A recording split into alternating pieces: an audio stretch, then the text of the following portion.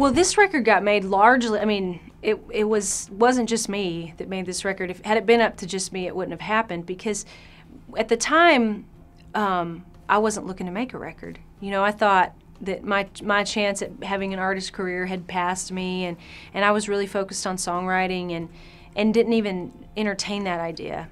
And then Emily Marchbanks, who was at Fitzgerald Hartley, approached me about making a record, and I honestly thought she was playing a joke on me at first, because I didn't know her, and she was real funny, and she was so over the top about her passion for my songs and my singing, and I just thought, am I on candid camera?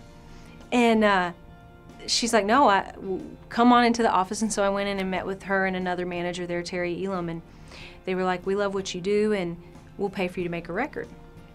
And so then Dave Brainerd, who produced the record, Emily met with him and played him some songs, and he was, you know, as passionate as they were about it.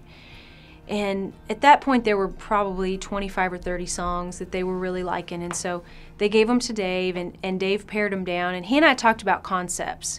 Like, we were thinking we could make a record that was a concept album that was the day in the life of one woman, or the length of a relationship. And had we done that, we wanted to start the record with illegitimate children and end it with the day she got divorced. Now, we didn't do either of those things, but it really kind of made the album, I guess it gave it a nice foundation. Like, we were in a mood that, you know, Dave has had so much to do with that, as did Emily and the other writers on it. And so we made the record, I think, in 4 or 6 months. I think it turned out to be a little more commercial than what Fitzgerald Hartley originally thought it would be. And so they started to pitch it to major labels in Nashville and got some really good bites.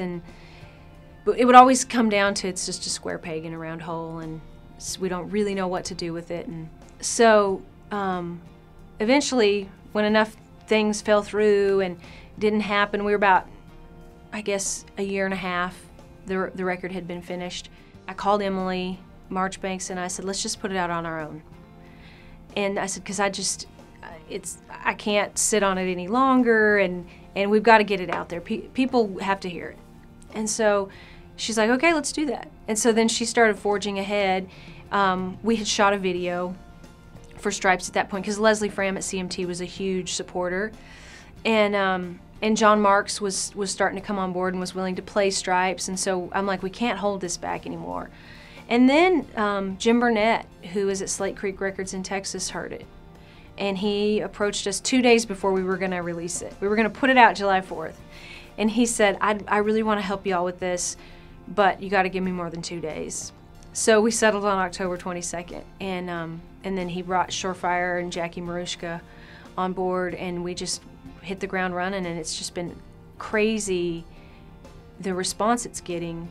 You know, it makes me feel, there were times in that process of getting passed on or just not working out with labels where I would think, maybe I'm in a bubble, and maybe Emily and Dave and Shane McAnally and Jesse Joe Dillon and Mark Stephen Jones, who were all writers on that, maybe we're the only ones that love this. We're the only ones that hold my hand moves like that. And so for it to come out and hear people, not just critics, but just people that get to buy the record and see what they say about it on Twitter and Facebook, and then when I play shows, it's just so gratifying and just a testament to me to not give up on something that moves you, because I really think that if it moves you, it will move other people.